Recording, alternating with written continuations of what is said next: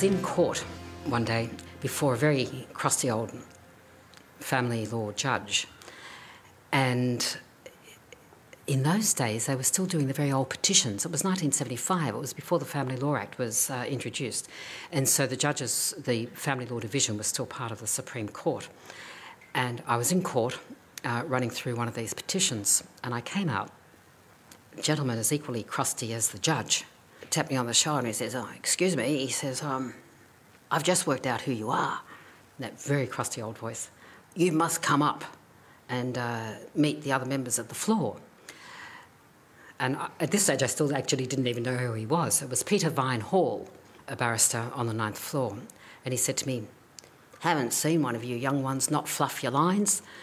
And he went back to the floor and he spoke on my behalf.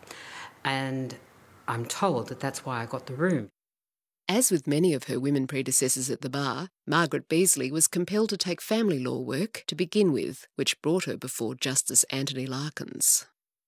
I was in court one morning getting ready, and Larkins' associate was also in court getting ready, and I'd actually always thought she was a bit difficult. She just said to me, "Oh, Miss Beasley," she said, "oh, good to see you." She said, she said, "I really enjoy when you're up here." She said, "I've never seen anybody stand up to him as well as you do."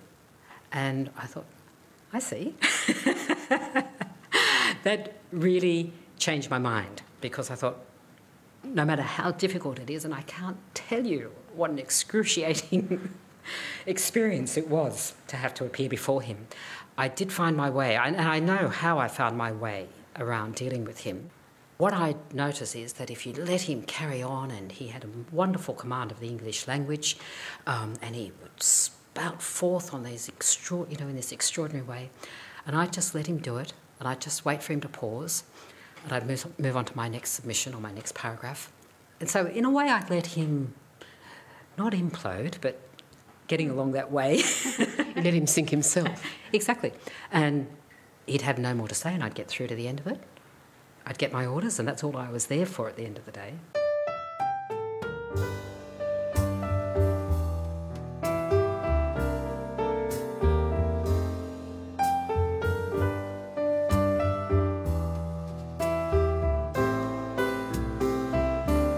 From 1976, the numbers of women in active practice at the bar increased somewhat, a point that didn't go unnoticed by the media.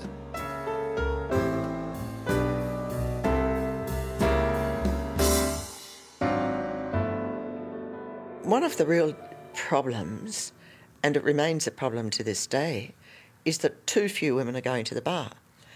Even then, back in the 80s, women were starting to go through law school in pretty much equal numbers. And certainly for the last 20 plus years, women have been graduating in more than equal numbers from the law school. We've still only got something, I think it's 17% of women at the New South Wales bar. And that's terrible. And the problem here is that by and large, the bar still constitutes the pool from which judges are appointed. And so with only 17%, we don't have enough in the pool. What to you are the systemic barriers that remain to women rising up in the profession and being accepted to the point where we could all just say we are all barristers? We are not women barristers or men barristers, we are all barristers, for example. Work hours. I would put it down significantly to work hours. When I was appointed, I'd only been a silk for 3 years, and I was becoming unbelievably busy. And I had 3 young kids, quite young. The youngest was 15 months when I was appointed to the bench. It gave me a structure which I didn't have otherwise. And the structure was actually the amount of leave that I had. If you're going to have family, you have to have a lot of help.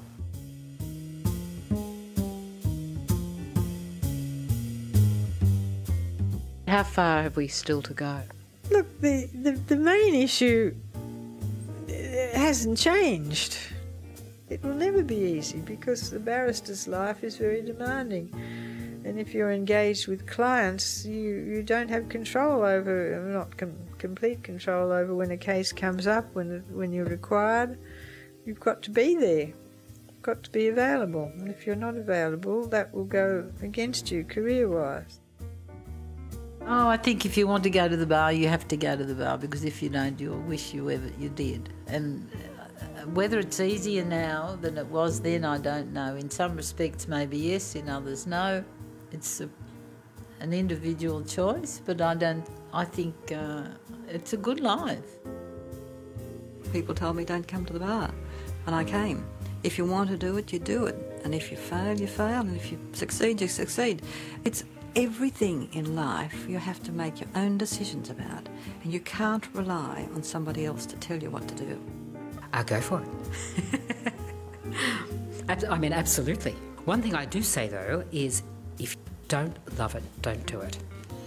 I think the bar is too hard as a profession for anybody if you don't really love it.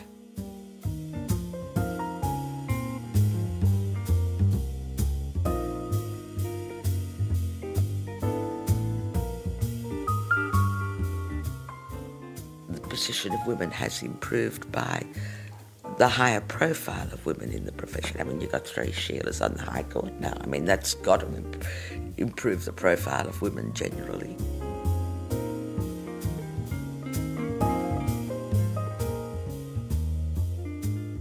So what advice would you give to women thinking of coming to the bar today? Please do it. We need to get the numbers there.